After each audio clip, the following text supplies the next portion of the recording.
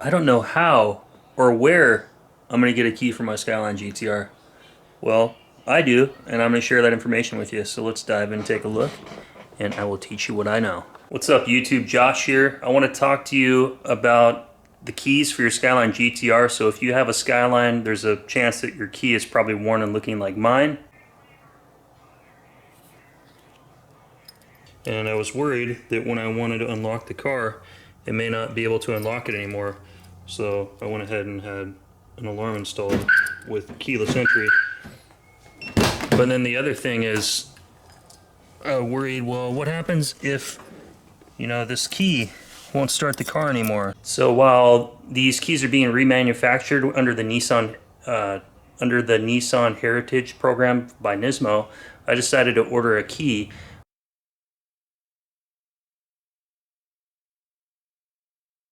And this may lead you to worrying, okay, well, how am I gonna get my key redone if it's this worn? I can't just take it into a dealership and have them recut the key and using my old key as a form, which may lead you to the conclusion of what I was thinking is, hey, maybe I could just take off one of the door locks and then take that to a locksmith and have them cut the key based off the little specs inside the lock there.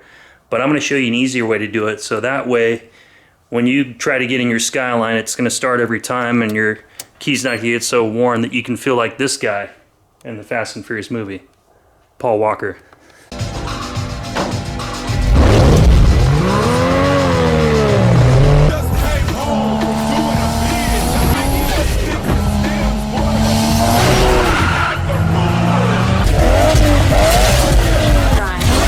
I hope you guys enjoyed those clips from the movie. I love myself a little Fast and Furious, especially GTR fans. It's nice to see the R34 Godzilla in action.